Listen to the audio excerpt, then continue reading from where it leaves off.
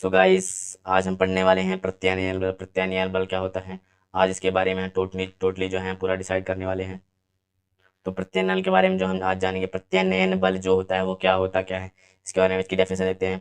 तो जब किसी वस्तु पर वाह बल आरोपित किया जाता है तो वस्तु विकृत हो जाती है।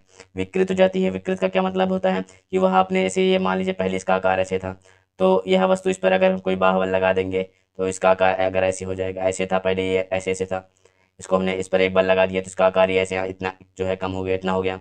वही इसका मतलब है कि उसके आकार में कुछ परिवर्तन आ जाता है। क्या कुछ परिवर्तन आ जाता है, उसी को विकृति कहते हैं। विकृत हो जाती है माने उसके आकार में कुछ परिवर्तन आ जाता है, तो वस्तु विकृत हो जाती है। परंतु उस समय प्रत्यास्थता के गुण के कारण, प्रत्यास्थता का क्या मतलब है यहाँ पर, प्रत्यास्थता का मतलब है यदि हम किसी वस्तु पर बल लगाते हैं और वह वस्तु जो है अपने अवस्था पुरानी अवस्था में दोबारा आ जाती है।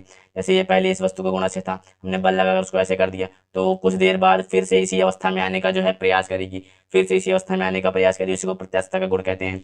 जैसे प्रत्यास्थता के गुण के कारण वस्तु में वाह बल के बराबर परंतु विपरीत दिशा में एक आंतरिक बल उत्पन्न हो जाता है। क्या एक आंतरिक बल जो है वो उत्पन्न हो जाता है, जिसे हम क्या कहते हैं, जिसे हम प्रत्यानयन बल कहते हैं। एक जो आंतरिक बल जो उत्पन्न होता है उसे हम प्रत्यानयन बल कहते हैं। क्या कहते हैं, उसे हम प्रत्यानयन बल कहेंगे। उसके और जो वस्तु को क्या है, जो वस्तु को उसकी प्रारंभिक अवस्था में लाने का प्रयास करता है। क्या करता है, जो वस्तु को उसकी प्रारंभिक अवस्था में लाने का प्रयास करता है, माने ऐसे ये ऐसे हम विकृत हो गई, आकार इसका चेंज हो गया, प्रत्यास्थता के कारण ये दोबारा अपनी पुरानी अवस्था में आ गई।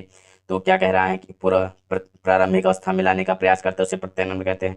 मतलब उसको इस अवस्था से इस अवस्था में जब दोबारा लाएगा, जो बल प्रयास करेगा वो प्रत्यानयन बल है, और जिस गुण के कारण ये उसमें आ जा रहा है वो प्रत्यास्थता है।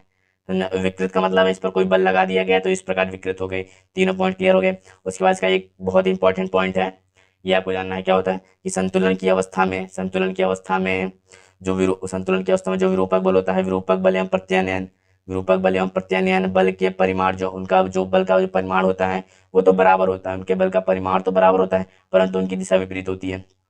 जैसे यहाँ पर ये एक वस्तु है, इस पर हमने एक विरूपक बल लगा दिया। क्या यहाँ पर हमने एक विरूपक बल लगा दिया और ये जो वस्तु है, वस्तु विकृत हो गई, इसका आकार ऐसे हो गया ना। जब इसका आकार ऐसे हो गया, अब इसके अंदर एक क्या है, कौन सा गुण उत्पन्न होगा, प्रत्यास्थता का गुण उत्पन्न होगा। क्या होगा, प्रत्यास्थता का गुण जो है उत्पन्न होगा। जब प्रत्यास्थता का गुण जो उत्पन्न होगा तो इसके अंदर एक बल कार्य करेगा, कि जो विरूपक बल लगा था, ये वस्तु इस तरह हो गई थी, तो इसके विपरीत एक बल कार्य करेगा। जो बल कार्य करेगा इसको अपनी पुरानी अवस्था में लाने का प्रयास, डेफिनेशन है पूरी, उसको अपनी पुरानी अवस्था में लाने का प्रयास करेगा इस तरह। तो जो बल कार्य करता है उसे प्रत्यानयन बल कहते हैं। ये विरूपक बल था, ये इसके विपरीत बल लगता है। ये बाहर से लगा था, इसको ऐसे विकृत कर दिया था, तो ये अंदर से लगकर इसको फिर से दोबारा इसी पुनः अवस्था में लाने का प्रयास करेगा। तो थैंक्स दोस्तों, तो आपको ये वीडियो अगर पसंद आई, प्रत्यानयन बल आपको अच्छे समझ में आया हो तो लाइक शेयर कमेंट जरूर करिए।